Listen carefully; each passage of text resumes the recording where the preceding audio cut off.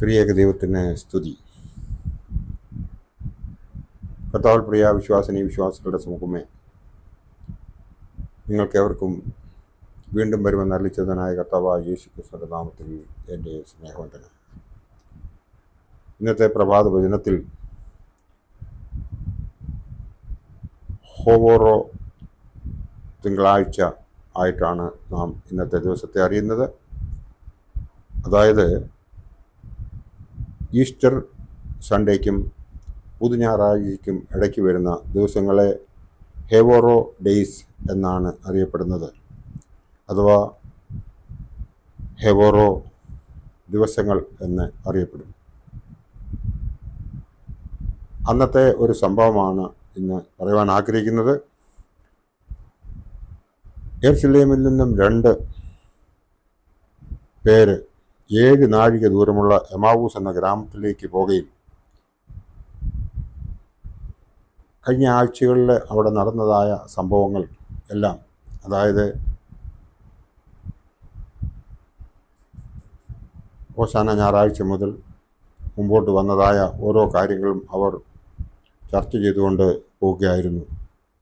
അപ്പോൾ ഉദ്ധിതനായ യേശുവും അവരോടൊപ്പം ചെന്ന് ചേർന്നു. എന്നാൽ താൻ ആരാണ് എന്ന് തിരിച്ചറിയാത്ത രീതിയിൽ അവരുടെ കണ്ണുകൾ അവൻ കെട്ടിയിരുന്നു എന്ന് ലൂക്കോസ് എവൻഗലിസ്റ്റുടെ സുവിശേഷം 24-ാം അധ്യായം മുതൽ നമ്മൾ നോക്കുമ്പോൾ അതിൽ 13-ാം വാക്യം മുതൽ 35-ാം വാക്യം വരെ വായിക്കുമ്പോൾ ഈ സംഭവം അതിൽ വിവരിച്ചിരിക്കുന്നതായി നമുക്ക് കാണുവാൻ സാധിക്കും. ഒന്നും അറിയാത്തവനെ പോലെ യേശു അവരോടൊപ്പം ചേർന്നിട്ട് അവരോട് ചോദിക്കുകയാണ്, എന്താണ് അവിടെ സംഭവിച്ചത് എന്ന് ചോദിക്കുമ്പോൾ അവർ തിരിച്ചു പറയുന്നു, നീ ഒഴികെ ബാക്കി എല്ലാവരും അറിഞ്ഞിട്ടുണ്ടാവും, എന്താണ് നിനക്ക് മാത്രം അത് അറിയാൻ പറ്റാതെ പോയത് എന്ന് ചോദിക്കുന്നുണ്ട്. ക്ലെയോപ്പാവ് എന്ന് പേരുള്ളവൻ യെരുശലേമിലെ പരദേശികളിൽ നീ മാത്രം ഈ നാളുകളിൽ അവിടെ സംഭവിച്ച കാര്യം അറിയാതിരിക്കുന്നുവോ എന്ന് ഉത്തരം പറഞ്ഞു. ഏത് എന്ന് അവൻ അവരോട് ചോദിച്ചതിന് അവർ അവനോട് പറഞ്ഞത്, ദൈവത്തിനും സകല ജനത്തിനും മുമ്പാകെ പ്രവൃത്തിയിലും വാക്കിലും ശക്തിയുള്ള പ്രവാചകനായിരുന്ന നസറായനായ യേശുവിനെ കുറിച്ചുള്ളത് തന്നെ എന്ന് അവർ പറഞ്ഞു. നമ്മുടെ മഹാപുരോഹിതന്മാരും പ്രമാണിമാരും അവനെ മരണവിധിക്ക് ഏൽപ്പിച്ചു, ക്രൂശിച്ചു എന്ന് അവർ പറയുകയും പിന്നീടുള്ള സംഭവ വികാസങ്ങളൊക്കെയും അവർ ഡിസ്കസ് ചെയ്ത് മുമ്പോട്ട് പോവുകയും അവിടെ യൗസേപ്പും നിക്കോദിമോസും കൂടെ ചേർന്നുള്ള കബറടക്കവും അതിനുശേഷം 3-ാം ദിവസം അവൻ ഉദ്ധിതനായതും അവൻ്റെ ശരീരം കാണാതെ വന്നതും യഹൂദന്മാരുടെ പറച്ചിലും അവിടെ മഗ്ദലനക്കാരി മറിയയുടെ സാക്ഷ്യവും എല്ലാം അവർ പറഞ്ഞ് മുമ്പോട്ട് പോകുന്നതായ ആയി കാണുന്നു. അവിടെ എമാവൂസിൽ എത്തിയതിന് ശേഷം യേശു മുമ്പോട്ട് പോകാൻ ഒരുങ്ങിയപ്പോൾ അവർ റിക്വസ്റ്റ് ചെയ്ത് അവരെ അവൻ്റെ കൂട്ടത്തിൽ കൂട്ടുകയും അന്ന് അവരോടൊപ്പം കഴിയാൻ യേശു സമ്മതിക്കുകയും ആ അത്താഴത്തിനിരുന്നപ്പോൾ അത്താഴത്തിൻ്റെ ആ അപ്പമെടുത്ത് വാഴ്ത്തി നുറുക്കി അവർക്ക് കൊടുത്തപ്പോഴാണ് അവരുടെ കണ്ണ് തുറന്നതും ആ കണ്ണ് തുറന്നതിന് ശേഷം അവർ തിരിച്ചറിഞ്ഞു ഇത് കർത്താവായ യേശു ക്രിസ്തുവാണ്, ഉദ്ധിതനായ ക്രിസ്തുവാണ് എന്ന് മനസ്സിലാക്കുകയും ചെയ്തു കഴിഞ്ഞപ്പോൾ അവൻ അവിടുന്ന് അപ്രത്യക്ഷനാകുന്നതായിട്ടാണ് വേദഭാഗം നമ്മെ ഉദ്ബോധിപ്പിക്കുന്നത്. നാം ഇതിൽ നിന്നൊക്കെയും മനസ്സിലാക്കേണ്ടത് എന്താണെന്ന് ചോദിച്ചാൽ, നമ്മൾ ഉദ്ധിതനായ ദൈവത്തെയാണ് സേവിക്കുന്നത്. ആ സ്നേഹം, ആ വിശ്വാസം, ആ ഉറച്ച, ആ ദൃഢമായ നമ്മുടെ ഓരോരുത്തരുടെയും ചിന്ത നമ്മളിൽ നിന്ന് വ്യതിചലിക്കാതെ, അകൽക്കർസ നമ്മളെ കൺട്രോൾ ചെയ്യാതെ പരിശുദ്ധാത്മാവിനാൽ കൺട്രോൾ ചെയ്യപ്പെട്ട് ആ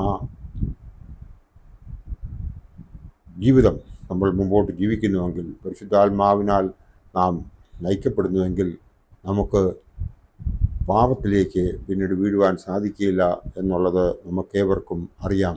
നാം മനസ്സിലാക്കേണ്ടതായ ഒരു കാര്യമാണ്, നമ്മുടെ കുമ്പസാരം എന്ന് പറയുന്നത് നമ്മുടെ 2ാമത്തെ മാമോദിസയാണ്.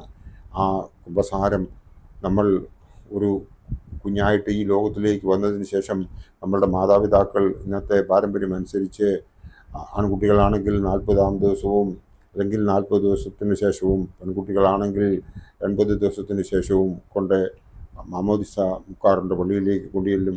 ആ മാമോദിസയിലൂടെ ഒരു ക്രിസ്ത്യാനി ആകുകയല്ല, പരിശുദ്ധാത്മാവ് നമ്മിലേക്ക് ആവസിക്കുകയും മൂറോൻ അഭിഷേകം നമ്മൾ സ്വീകരിച്ച് നമ്മൾ ദൈവത്തിൻ്റെ മക്കളായി തീരുകയും ചെയ്യുന്നു. പിന്നീട് നമ്മൾ പാപത്തിലൂടെ ദൈവത്തിൽ നിന്ന് അകലുമ്പോൾ രണ്ടാമത്തെ ആ മാമോദീസ ആയിട്ടാണ് നാം നമ്മുടെ കുമ്പസാരം സ്വീകരിക്കുന്നത്. പൂർണ്ണ ഹൃദയത്തോടും പൂർണ്ണ ആത്മാവോടും പൂർണ്ണ ശക്തിയോടും പൂർണ്ണ മനസ്സോടും കൂടെ നാം അവനെ ആരാധിക്കുന്നുവെങ്കിൽ നാം ചെയ്ത തെറ്റുകളൊക്കെയും ഓർത്തെടുത്ത് പരിശുദ്ധ മധുവായുടെ മുമ്പിൽ